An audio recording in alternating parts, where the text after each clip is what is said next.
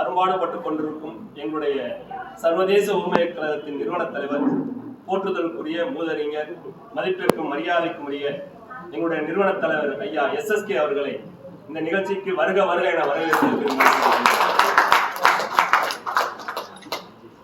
எம்மதமும் சம்மதமே இன்று இருக்கக்கூடிய ஒரு காலகட்டத்தில் அனைவரையும் ஒருங்கிணைத்து பயணிக்கக்கூடிய ஒரு இக்கட்டான சூழ்நிலைகள் வந்தாலும் அதையும் வருங்காலத்தில் அந்த ஒரு மன உளைச்சலையும் சரி செய்ய வேண்டும். இந்த சமுதாயத்தில் அனைத்து மனிதர்களும் ஜாதி இரண்டொழிய வேறுள்ளை சாற்றங்கால் நீதி வருவார், நிலைமுறையில் மேதினியில் இட்டார் பெரியார் இடாத இழிகொடுத்தார் என்று முன்னோர்கள் சொன்ன வாக்கை செயல்படுத்த வேண்டும் என்று மக்கள் மத்தியிலே என்று பயணித்து ஆன்மீக வழியிலே பயன்படுத்திக் கொண்டிருந்தாலும் எங்களுடன் இணைந்து மக்கள் பணியாற்றி இருக்கக்கூடிய எங்களுடைய சர்வ சமய உரிமைகள் கூட்டமைப்பின் தலைவர் மரியாதைக்குரிய ஐயா குருஜி ஐயா அவர்களை இந்த நிகழ்வுக்கு வருக வருக. பெரும் பொறுப்பு அவனிடம். இப்போ யூஎன்லாம் பார்த்தீங்கன்னா யூஎன் ஃபர்ஸ்ட் என்ன கேட்பாங்கன்னா, எந்த ப்ராஜெக்ட் பண்ணாலும் ரோல் ஆஃப் என்ஜிஓ ஃபர்ஸ்ட் ஒன்று கொடுக்கலாம். அந்த ரோல் ஆஃப் என்ஜிஓ இருந்தால் தான் என்ன பண்ணுவோம்னா, யூஎன்ல அன்னை வேர்ல்டு ப்ராஜெக்ட் பண்ணதுனால அண்ணனுக்கு அருந்தாசன் தெரியும். என்ஜிஓங்கிறது இல்லைன்னா அப்போ அன்னையை ரீச் பண்ண முடியும். அவ்வளோ பெரிய அருமையான விஷயத்தை நம்ம ஊரில் வைக்கணும். நம்ம ஊர் வித்தியாசமான ஊர், ஏவே நல்லது செஞ்சாலும் அவங்களுக்கு பிடிக்காது. அதனால தான் உண்மையான சமூக கூட்டமைப்பான்னு கேட்டேன் அன்னை. ஏன்னா நிறையா பேர் பேசுவதற்கே பயப்படுவாங்க. அண்ணன் ஏதோ சமூக நீதியை பற்றி பேசி அதுவும் ஒரு அந்த ஃபார்மெட் வச்சுருக்காரு, ஒரு இந்து, ஒரு கிறிஸ்டின், ஒரு முஸ்லீம் எல்லாத்தையும் சேர்த்து. நாங்களும் அப்படி தான் உங்களை பார்த்து நாங்கள் பழகிட்டோம். ஐயா அப்பா தலைமையில தான் அனைத்து வச்சுருக்கோம். ஆமாம், சர்வ சமய உரிமைகள் கழகத்தோட தலைவர் அப்பா இந்து அமைப்புக்கு வரமாட்டேங்கிறாரு. எனக்கு சர்வ சமயமா ஒன்று கொடுக்கப்பா, நான் இந்துவா கன்வெர்ட் ஆகும்போதுன்னு சொல்லி ஒரு கான்செப்ட் நான் அடுத்து வரேன். அதே மாதிரி இந்த என்ஜிஓ மக்களை ஒருங்கிணைக்கக்கூடிய ஒரு பெரும் பொறுப்பை எடுத்து நிறைய பேர் என்ன பண்றாங்கன்னா, என்ஜிஓ ஆரம்பிச்சிட்டாங்க. என்னன்னா நிறைய பணம் வச்சவங்களை பார்த்து ஆரம்பிச்சிட்டாங்க. நாங்கள் இந்த மாதிரி பணம் கிடைக்கும் போல இருக்கு, இவனோட நினைப்பே அதுதான், பணம் கொட்டும் போல இருக்கு என்ஜிஓன்னு நினைச்சு. எப்பயுமே சக்சஸ் பர்சனாலிட்டி ஒவ்வொரு விஷயத்துலையும் ஒரு 4-5 பேர் தான். அந்த என்ஜிஓ சக்சஸ் பர்சனாலிட்டி இருக்கவங்களை பார்த்து பழகிட்டாங்க. இன்னைக்கு 50% 60% என்ஜிஓ சும்மா இருக்காங்க. இந்த மாதிரி ஆசைப்பட்டு எடுத்து வச்சு சும்மா இருக்காங்க. அவனுக்கு இன்னும் ஃபர்ஸ்ட் என்னன்னா, ஒன்று அவன் பணம் கிடைக்குன்னு நினைச்சு வந்துருக்கான், பணம் கிடைக்கல பேசாம இருக்கான். நம்பர் 2 வேலை பார்க்க ஆசைப்படுற இருக்கான், வேலை பார்க்க தெரியல. ரெண்டாவது கேரக்டர் இருக்காங்க, நான் வேலை பார்க்கணும்னு ஆசையா இருக்கு, எனக்கு சொல்லித்தர ஆள் இல்லை, கரிகாலன் மாதிரி ஒருத்தர் கிடைக்குது. கிடைச்சா தான் என்ன பண்ண முடியும் அப்படின்னா அந்த செயல்பாடு உருவாக்கும். அந்த மாதிரி பார்த்தீங்கன்னா இங்கே உங்கள் கோவை நண்பர் அண்ணன் அறிமுகப்படுத்த 2 பொறுப்பாளர், கோவை பொறுப்பாளர் கட்சியில் அண்ணன் தியாகு, அண்ணன் அமைப்பில் பொறுப்பாளர், கோவை பொறுப்பாளர். ஏன்னா நீங்கள் வரவேற்பில் விட்டீங்கன்னு நினைக்கிறேன். ஆமாம், நான் சேர்த்துட்டேன், நீங்கள் விட்டதை நான் சேர்த்துட்டேன். ரைட்டா? ஏன்னா உழைத்தவர்களுக்கு அங்கீகாரம் கொடுக்குறாங்க, எல்லாம் விட்டாங்க, நம்மளை மட்டும் விட்டாங்க. ஸோ அந்த மாதிரி என்ஜிஓ கான்செப்ட் எடுக்கிறப்ப எல்லாரும் என்ன சொன்னாங்கன்னா, நான் டெஃபினேஷன் எழுதுறப்பயே எங்காலே கேள்வி மாட்டேன், எங்க எங்க லூஸ்தனமா என்னென்னமோ எழுதிட்டு இருக்காரு. இப்பதான் ஓரளவுக்கு அப்படித்தானே செஞ்சுட்டு, இப்பதான் ஓரளவுக்கு இந்த கனெக்டிவிட்டியே தெரியாது. ரொம்ப முக்கியம் ஒரு என்ஜிஓக்கு நாங்கள் பண்ற விஷயம், முதல்ல அவங்களுக்கு ஒரு பாதுகாப்பு. அவங்களுக்கு ஒரு பாதுகாப்பு. இந்த அம்மா பண்றவெல்லாம் பணி பாதுகாப்பே இருக்காது. எந்த போலீஸ் ஸ்டேஷனும் மதிக்க மாட்டாங்க. அதுதான் முக்கியமான விஷயம். ஒரு என்ஜிஓ ஒரு ஏரியாவில் இன்னைக்கு நிலைமைக்கு என்ஜிஓலாம் போய் ஒரு செய்தி கேட்டீங்கன்னா மக்கள் உங்களை மிரட்சியா பார்ப்பேன். ஏன்னா அரசியல்வாதி உள்ள என்னைக்கு என்ஜிஓக்குள்ள அரசியல்வாதி உள்ள வந்துட்டாலும் மக்களை இல்லீகலுக்கு யூஸ் பண்ணாரு. அப்ப இன்னைக்கு நீங்க உள்ள போய் ஒரு செயல்பாட்டை செஞ்சு வெளியே வருவதற்குள்ள நமக்கு என்ன பெரிய போராட்டம் வராது. நாங்களும் பொது எக்ஸிகியூஷனை பற்றி கவலைப்படுறோம். அவனுக்கு தேவை இன்னைக்கு காலையிலேருந்து சாயங்காலத்துல எனக்கு அவ்வளவுதான். அதை ரீச் பண்றதுக்கு எவ்வளவு பெரிய கஷ்டம் தெரியுமா? அதே மாதிரி ஒரே ஒரு கான்செப்ட்ல நாங்கள் ஒரே ஒரு பொலிட்டிக்கல் விங் வச்சுருக்கோம். நாங்கள் ஒரு பொலிட்டிக்கல் விங் வச்சுருக்கோம். எங்கள் பொலிட்டிக்கல் விங்கில் வேலை என்னன்னா, மக்களுக்கு இன்னைக்கு சோலார் சப்ஜெக்டை கொண்டு போய் சேர்க்கணும். மக்கள்கிட்ட போய் சோலார் சப்ஜெக்டை கொண்டு போய் சேர்க்கணும். ஏன்னா சோலாருக்கு பெரிய அவங்களுக்கு அவேர்னஸ் வரும். இன்னைக்கு மிடில் கிளாஸ் ஒவ்வொருத்தருக்கும் வயிற்று வலிக்கிறது எங்கன்னு பார்த்தீங்கன்னா, இபியில் தான் வயிற்று வலிக்குது. அந்த வயிற்று வலியை கையில் இருக்குது. என்ன இங்கே மதுரையில் ஒரு பாண்டியன் ஒரு ஐஏஎஸ் ஆஃபீஸர் குஜராத்தில் சீஃப் செக்ரட்டரி வந்து இப்போ மத்திய அரசு பணியில் இருக்கு. என்னைய ஒரு நாள் ஏர்போர்ட்டில் பார்த்து சொன்னார், நாங்கள் குஜராத்தில் 100% சோலார் கொண்டு வந்துட்டோம், தமிழ்நாட்டில் கொண்டு வர முடியாது. ஏன் சார்? கவர்மெண்ட் சப்போர்ட் பண்ணாங்க சார். அப்போ தான் எனக்கு ரொம்ப ஒரு முடிவு எடுத்தேன், இனி வந்து சோலார் கொண்டு போய் நம்ம சேர்த்துக்கணும். எதை முடியாதுன்னு சொன்னாலும் அதை தான் எடுத்து கொண்டு போய் நம்ம சேர்த்து கவர்மெண்ட்டே சப்போர்ட் பண்ணாலும் மக்கள் சப்போர்ட் பண்ணாலும் ஜெயிக்கும் தான் சொல்லக்கூடிய ஒரு கான்செப்டை கொண்டு வரணும்னு கையில் எடுத்து. நம்மால் தெரியும் உங்களுக்கு பெரிய சொந்தம். சக்கரை பொங்கல் கூட வாயில ஊட்டி விட்டுருந்தேன். சக்கரை பொங்கல் கூட கையில் கொடுத்தா சாப்பிட மாட்டேன் சார், வாயில் ஊட்டி விட்டு என்ன நல்லா இருக்கும் சார், நீங்கள் என்ஜிஓ தானே சார், அதுக்கு தானே சார் காசு வாங்கிட்டு இருக்காங்க. நம்மளால் எப்படி தெரியுமா உங்களுக்கு, நம்மளை பெரிய முட்டாளாக்குதான். நம்மளும் வேற வழி இல்லாமல் ஆமான்னு கேட்டு ரைட்டா அப்படியாலும் நச்சு முகத்தை சேர்த்து குத்திருக்கோம். அதை பற்றி நான் கவலைப்படக்கூடாது. அப்போ வந்து என்ன பண்ணுறோம் அப்படின்னோம்னா சோலார் கான்செப்டை கொண்டு போய் மக்கள்கிட்ட எல்லாம் பார்த்தீங்கன்னா இண்டஸ்ட்ரியில் தான் இப்போ கான்சன்ட்ரேட் பண்ணேன். அதில் வந்து 50 கோடி ரூபா போகுது, 30 கோடி ரூபா வருது, அப்படி இப்படின்னா வீடு வீடுக்கு சோலாரை போய் சேர்த்து வீடுக்கு அவன் இபி பில்லு இன்னொரு 3 வருஷத்தில் கட்டக்கூடாது. ஏன்னா அது வரைக்கும் இந்த டியூ கட்டினாலும் கட்டுவேன். 2 கிளாஸ் இருக்கேன், lower middle class, upper middle class இருக்கேன். அப்பர் மிடில் கிளாஸ் லோன் வாங்க மாட்டேன், இன்னையிலேருந்தே கட்ட மாட்டேன். லோவர் மிடில் கிளாஸ்க்காக இது வாங்குவேன், கடை வாங்குவேன், லோன் கொடுப்பேன். அப்போ அது அந்த போய் சேரும் பொழுது அடுத்து என்ன பண்ணிருக்கோம்னா இவங்களுக்கு என்ன பெரிய மைனஸ்னா சோலார் பிரச்சனையாச்சுன்னா யாரு என்ன ஹெல்ப் பண்ணுவான்னு கேள்வி ஆகும். நம்ம இப்போ கரண்ட் போச்சுன்னா கரண்ட் ரிப்பேர் பண்ண ஒருத்தர் வந்துடுவாங்க. நாங்களே ஒரு இன்ஜினியர் ஒரு பையனையும் 1000 வீட்டுக்கு, ஒரு மெயின்டெனன்ஸ் ஒரு பையனையும் போட்டு கொடுத்துருவோம் 1000 வீட்டுக்கு. இப்போ என்ன பண்றாங்க அப்படின்னா 4000 ரூபாய் கவர்மெண்ட் வசூல் பண்ணுறாங்க. டாக்டர் ஐயா கதிரவ ஐயா அவர்களை வருக வருக அதனைத் தொடர்ந்து இந்த நிகழ்ச்சிக்கு சிறப்பு அழைப்பாளராக வருகிறது எம்மதமும் சம்மதமே என்ற ஒரு நல்ல எண்ணத்தை மனதில் கொண்டது மட்டுமில்லாமல் மக்கள் மத்தியிலே தன்னை அர்ப்பணித்து இறைவனுக்கு பணியாற்றி நமக்கும் வழிநடத்தக்கூடிய எங்களுடைய சர்வ சமய உரிமைகள் அமைப்பின் தலைவர் மதிப்பிற்கும் மரியாதைக்கும் ஐயா குருஜி அப்பா அவர்களை வாழ்த்துவதாக ஒரு கழகத்தையோ ஒரு அமைப்பையோ உருவாக்கல. நம்மெல்லாம் யாருன்னு தெரியாத இருந்த காலகட்டத்தில் நம்மெல்லாம் யாருன்னு அவர் தெரிஞ்சதுக்கு பிறகு இன்னும் தெரியாத கோடான கோடி பேருக்கு இன்னும் அந்த உரிமைகளை பெற்று தர வேண்டும் அல்லது அந்த உரிமைகளை புரிய வைக்கணும்னு இன்னும் உள்ளுக்குள்ள அவருடைய போராட்டம் நடந்து கொண்டே தான் இருக்குங்க.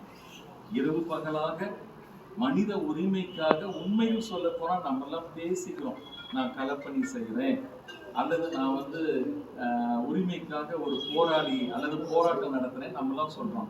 நம்முடைய களப்பணி சாயந்தரம் ஆச்சுன்னா முடிஞ்சு போயிருங்க, 5 மணியோட நம்ம களப்பணி முடிஞ்சிடும். அல்லது உரிமைக்காக போராடுகின்ற போராட்டம், அந்த போராட்டம் ஏதோ ஒரு எல்லைக்கு வந்தா முடிஞ்சிடும் இல்லைங்களா?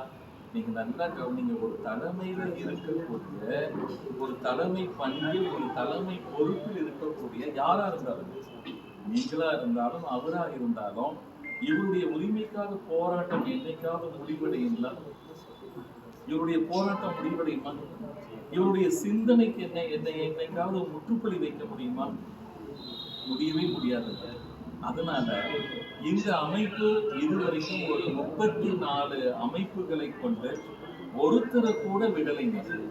ஏழையிலிருந்து பணக்காரங்க வரைக்கும், படிக்காதவங்க இருந்து படிச்சவங்க வரைக்கும், அது யாரா இருந்தாலும், எந்த தொழில் செய்யறவங்களா இருந்தாலும் அல்லது எந்த ஒரு அரசியல் அமைப்பா இருந்தாலும், ஒரு அரசாங்கத்தினுடைய அதிகாரியா இருந்தாலும், கீழ்மட்டம் முதல் கொண்டு அடிமைத்தனத்தில் இருக்கிறவங்க முதல் கொண்டு அதிகார வர்க்கத்தில் இருக்கிறவங்க வரைக்கும் உரிமை என்பது எல்லாருக்கும் இருக்கக்கூடிய தனிப்பட்ட பிரச்சனைகள். அந்த தனிப்பட்ட பிரச்சனையை தன்னுடைய வாழ்க்கை பிரச்சனையாக எடுத்துக்கொண்டுதான் இன்னைக்கு வரைக்கும் மனதளவிலும், சமூக அளவிலும், வாழ்க்கை அளவிலும், சர்வதேச அளவிலும் போராடி கொண்டிருக்கும் ஒரு போராடி தான் நம்முடைய தலைவர் அப்பா. முதல்ல அந்த ஒரு விஷயத்த உங்ககிட்ட தெரியப்படுத்தணும்னு நான் ரொம்ப பெருமைப்படுறேன். என்ன காரணம்னா, இப்ப நாம எல்லாமே உண்மையா சொல்ல போனா நம்ம எல்லாம் ஒரு தாய் மக்கள் அல்லது ஒரு இனத்தை சார்ந்தவர்கள் அல்லது ஒரு சமூகத்தை சார்ந்தவர்கள். நீங்க என்ன சொல்றேன்னா, நாம எல்லாம் ஒரு என்ஜிஓ தான், நானும் ஒரு என்ஜிஓ தான், நீங்க எல்லாருமே ஒரு என்ஜிஓ தான், என்ஜிஓ ஆக போறவங்க தான். என்ஜிஓவா இல்லாதவங்க கூட நிச்சயமாக அவர்களுக்கு என்ஜிஓ என்ற அடையாளம் இருக்குங்க. கவர்மெண்ட் ஆர்கனைசேஷன் ஒன்று இருக்கு, அப்ப அதுல என்ஜிஓவா இல்லைன்னாலும் அவங்க என்னவா இருக்க முடியும்? ரெண்டே பிரிவு தான் இந்த சமுதாயத்துல, உலகத்துல, பிரபஞ்சத்துல இருக்க முடியும். ஒன்னு ஓரியன்டட் வித் கவர்மெண்ட் ஆர்கனைசேஷன், அல்லது என்னவா இருக்க முடியும்? நான் கவர்மெண்ட் ஆர்கனைசேஷனா இருக்க முடியும். அவ்வளவுதான். இப்ப நாம எல்லாமே நான் கவர்மெண்ட் ஆர்கனைசேஷனா இன்றைய காலகட்டத்தில் இருந்தாலும் கூட, எதிர்காலத்தில் கவர்மெண்ட் ஆர்கனைசேஷன் ஒவ்வொன்றும் அடுத்த ஸ்டேஜுக்கு வரும்போது என்ன செய்யலாம்னு நினைக்கும் போது அவங்க தேடுறது எல்லாமே நன்மை தான் தேடுவாங்க. என்ஜிஓவை தான் தேடியாகணும். ஏன்னா அது அரசாங்கமாகட்டும் அரசியலாகட்டும் இனி என்ஜிஓவை விட்டா எந்த ஒரு செயலையும் சேவை மனப்பான்மையோடு செய்ய முடியாது என்பதை அரசாங்கமே உணர்ந்துச்சுங்க. அதனாலதான் இப்ப எல்லாமே இப்ப எதனுடைய அடிப்படையில் வருதுங்க? என்ஜிஓ அடிப்படையில் தான் வருது. அதனால இதுல இதுவரைக்கும் இணையாமல் இருக்கின்றது எந்த அமைப்பாக, எந்த என்ஜிஓ, அதை பத்திலாம் கவலையே இல்லைங்க. நீங்க தனிப்பட்ட முறையில் ஒரு என்ஜிஓ நடத்தினாலும், அல்லது ஒரு என்ஜிஓல நீங்க மேல் பதவியோ அல்லது கீழ்ப்பகுதியில் இருந்தாலும், எந்த பதவியில் இருந்தாலும் பரவாயில்லை.